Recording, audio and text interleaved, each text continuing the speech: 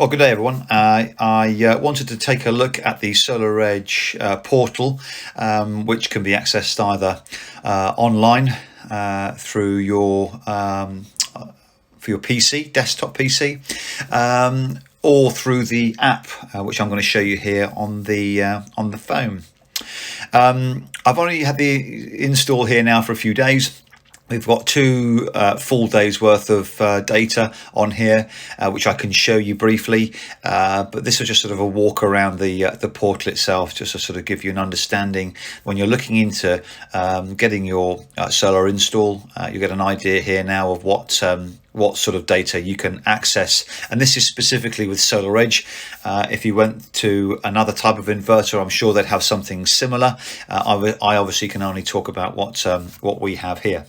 So just clicking on the My Energy app on the left hand side here, this is to do with the My Energy Eddy, Hub, Harvey, and what we'll have later on this week, the Zappy. I'll show you more of that on a separate video, but clicking on the SolarEdge, photograph has actually changed, which is good. Right, so here we have, this is me and my wife at the top here, Brian and Camilla. You've got a photograph of your house. You can see there we have 7.75 kilowatts. Got the address on the top there and the current temperature. And the photograph of the house, obviously. This is live data as you see it at the moment. What I'll show you later on in terms of system production and consumption, that has to be refreshed. But what you see, the numbers sort of changing here is live data. Just to give you a broad picture on our setup here, just so you could get an idea, and some of this data will make a little bit more sense. We have 7.5 kilowatts on our roof. They're JA Solar 310 black panels, as you can see by the photo. The scaffolding is still up at the moment because normally up for a few weeks after the installation, just check everything's working before they pull it down. So hopefully I can improve on that picture soon. But 7.5 kilowatts, as you can see, they're 7.75 to be precise. And we've got a 5 kilowatt inverter. So we've oversized our inverter by what looks like just over actually 150%, but that's the maximum that you can oversize. And oversizing your inverter, I've already spoke about that in previous videos, but basically the idea is to make the most amount of energy you can during the duller days, so as to maximize your inverter. So make it more efficient by having it as close to 5 kilowatts as possible. So it means now that as outside it's starting to get a bit brighter, when it's dull, we should get a better return on our solar. So yes, that's what we've got in terms of the roof configuration. In the loft is the 5 kilowatt SolarEdge inverter, and it's their data now that we're looking at on this on the app, and then that then runs into our fuse box. Coming out the fuse box are two CT clamps, one for measuring the grid in and out, and also CT clamp for the Harvey, which two CT clamps for the Harvey in fact, and that gives us data for solar production, generation, and consumption and export. So that's the solar configuration itself. In addition to that, I've got the My Energy Eddy, which is using excess solar, excess being anything over and above the house consumption. It looks at the base consumption, and anything extra it then sends to the Eddy to start heating our hot water.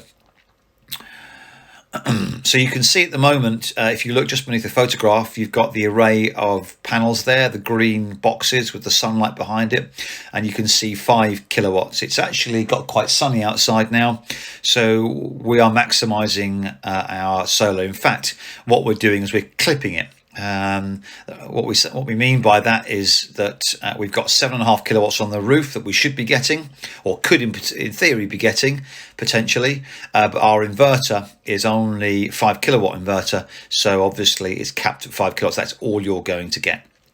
That obviously only happens at certain times of the day when it's glorious sunshine, which it isn't always, but there are periods of the day when it is super bright that I'll be clipped at 5 kilowatts. But as you can see at the moment, we're down to 4.5 or 4, so it doesn't happen very often. So you see on the right hand side there, you've got the house, which is at the moment saying 3.46 kilowatts, and that moves around. It's dynamic, it's moving around all the time. And you might think, well, goodness me, what on earth is going on in that man's house that it requires 3 or 4 kilowatts on a fairly constant basis? Well, the reason for that is that the eddy is taking some power. And if you look closely enough, you can see what we're generating and what the house needs is almost matched. And that only happens because the eddy is very clever, and it looks at any excess solar and it draws that to power the immersion heater. So the eddy will continue to heat using excess solar up to a maximum of 3 kilowatts, because that's the maximum power it can draw for the immersion heater. You can see the sun's gone in now, so we've dropped down quite a bit, and the house consumption has dropped down quite a bit, because now the eddy is probably only pulling about 1.3 kilowatts. In fact, I'll tell you what I can do to make this a bit more interactive for you. If I just log into my energy, you can see this data a bit more accurate. I didn't really want to use this as a video for the My Energy app, but as we're talking about it, I can show you this now. So having a look at the top there, big smiley happy face. 0.4 kilowatts is actually the base draw in our house at the moment, with the fridge freezers working and TVs and lights in the house, and you can see there that we are generating 1.8 kilowatts on our roof currently. This is dynamic and moves around obviously, and because we've got what looks like 1.7 kilowatts of excess energy at the moment, that the eddy is taking that power. And when that goes up to 4 or 5 kilowatts, of course, which we'll see in just a moment because the sun's just come out, the eddy will draw 3 kilowatts if it needs it, and any excess will then go to the grid as we export it. So there's a good example that's happening there. It's getting sunnier and sunnier, and we're now in excess. It will be in a minute 5 kilowatts, I'm sure, and we're pumping a little bit back to the grid. So that just gives you an idea of kind of what's going on there. My house isn't pulling 3.5 kilowatts on a regular basis. It just isn't, but it is as far as SolarEdge are concerned, because the thermostat in the hot water for the eddy is drawing that. So SolarEdge only looks at what you're actually drawing. So there you are, 3.5 kilowatts in my house at the moment, and if you look on the right hand side there, you see a couple of pylons. That's obviously the grid, and you can see now that any excess over and above what the house is using will go to the grid. If I go and flick the kettle on now, we'll end up drawing from the grid. Now, because this is a dynamic thing, and the eddy looks at excess energy, it takes, I don't know, 2 or 3 seconds for it to make the calculation, and sometimes, well, there is a 2 or 3 second delay. So sometimes actually you'll see as the sun drops let's say a big cloud comes over and we drop down to like 1 kilowatt of solar generation, the house is still using 3.5 because the eddy's still working. Then the eddy looks at it and goes, whoops, we're not producing enough solar here at the moment. I now need to drop down to match what we're actually generating, or turn off completely if it's less than what the house is demanding. And in those sort of, it's a split second really. I don't think it's quite as long as 2 or 3 seconds. It looks like it is on the portal here. But what happens is then during that time, it obviously needs power. It can't just shut off. Some power then comes from the grid. and in the time we're talking, I'm not sure we're actually going to see that now because it's now just glorious sunshine outside. But yeah, you can imagine it thinks about it, and then while it's doing that, there's a little bit of draw from the grid. Equally, on the other side of things, if it's off and suddenly you bounce up to 5 kilowatts, all that's going to go to the grid while the eddy's thinking about it. It says, oh, I've got some excess power here. I don't want that going to the grid. I'm going to use it. So there's a split second of that happening. So as clever as this system is, you are always going to be taking something from the grid, and you're always going to be putting something back to it. It might only be a few watts, but that is just the system, I'm afraid. So today we produced 2.59 kilowatts. This month, obviously, we've only had it for a few days and in our lifetime. So you can have a look at the graphs on the bottom here and the consumption and system production data, which is really cool. You can look at it by day, week, month or year, and then you can flick left and right on here as well. So the very first day that it was installed there, as you can see on the 4th, it went live at around 3 o'clock in the afternoon. Then we had a full day of Saturday, a full day Sunday, and here we are on Monday. So just having a look at yesterday, see the system production was 19.79 kilowatts, and then on Saturday a bit more than that at 25 kilowatts. So let's use Saturday because that's a good generation day, and it's also got a good balance there on export and import. So yeah, I mean, you can see there that the system production, we used quite a lot of it actually. On the self-consumption, we used about 20 kilowatts. Now, when I first looked at this figure, I thought, goodness me, why am I using 26.56 kilowatts? I mean, I would normally use between maybe around 15 a day. So where's it? It's 10 kilowatts coming from? And what am I doing here? I'm producing a lot, but I seem to be using a lot more as well. What's going on? But of course, that's the eddy. I'm using about 10 kilowatts on the eddy every day. So it is consumption, but it's free consumption. So if you have an eddy, then you're going to see your consumption rate go up quite significantly, because that's a 3 kilowatt heater, and if that's on for 2 or 3 hours in the day, several times a day, you're going to be zapping some power.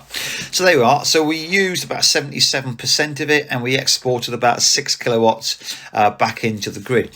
So if you're thinking about having a battery, this is really important data that you want to be looking at. And as I said earlier on in my videos, I want this to be a very modular approach to how we do things, because I want to see the cost. If I'm not exporting anything, then there's no point. I'm obviously consuming everything. There's no point having a battery, because I'm obviously managing to use it. But at the moment, we're at 77%. I'm going to let this run for a year before I make any decision on a battery. That's my plan. So I've got a summer and a winter kind of balance. Dropping down, you have a look at the consumption here, 28.81, and we imported 8 kilowatts from the grid. So in terms of consumption overall, yeah, 70 odd %, and then nearly 30% imported. So you might be wondering, well, you've got a Fandango solar system on your roof, 7.5 kilowatts. How are you managing to import? Well, as I mentioned earlier on, the system isn't perfect, so there is a little bit of balancing going on in between the eddy and the grid as it thinks about it, and that's happening the more you use it. But that's really only a relatively insignificant amount. The biggest draw, as you can see from the graph at the bottom there, is where you see all the red is the consumption. Now, I might be able to zoom into that for you and then flip it on its side.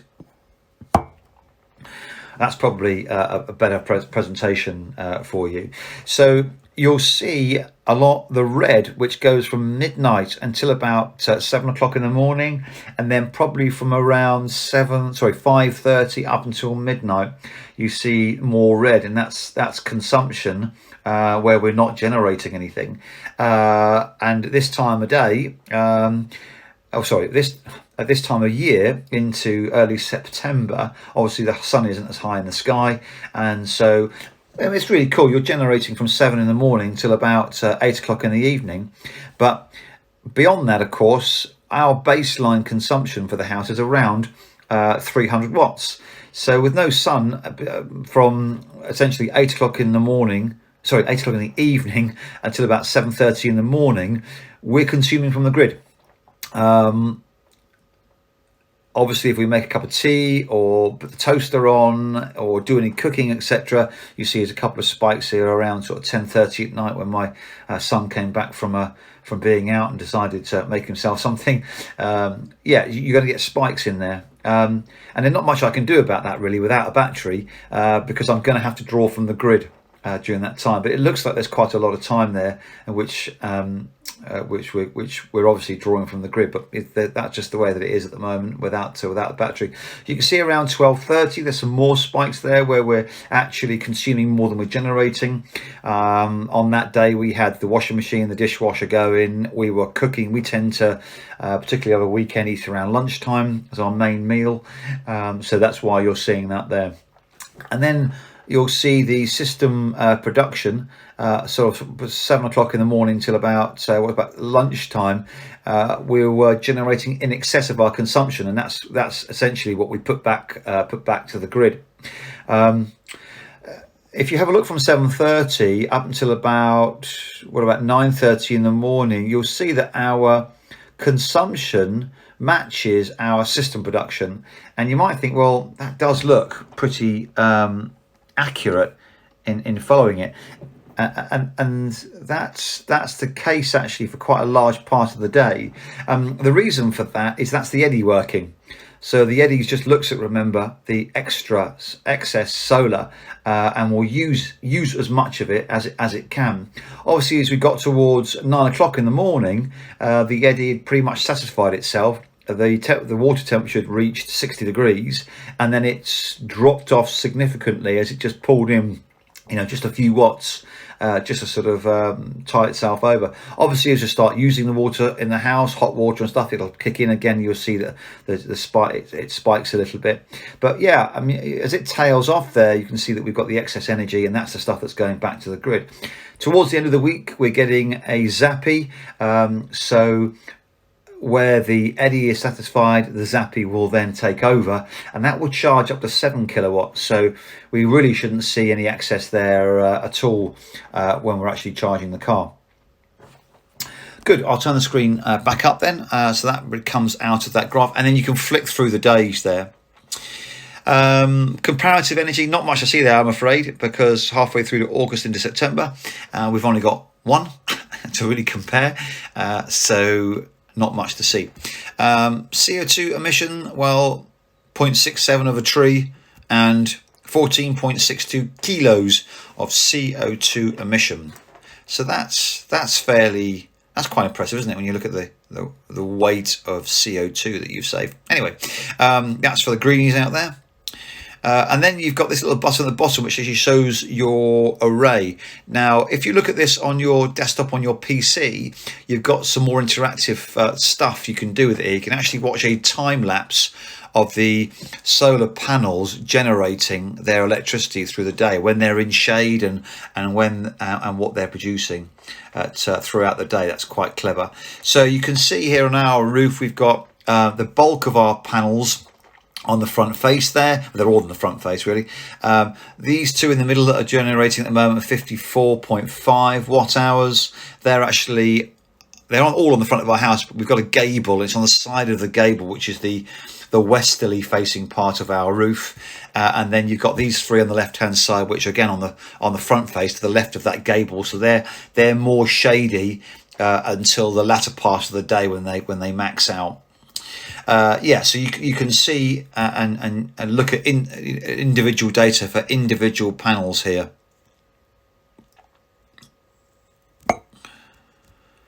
So you see the serial number of the panel name that the inverter has called it, panel 1.0.10, whatever that means. They're JA Solar 310 watts model, 310JA obviously. The voltage draw, the current draw, the power draw in watts, and optimizer voltage. I don't know what that means, so I'm not going to pretend that I know, because I don't.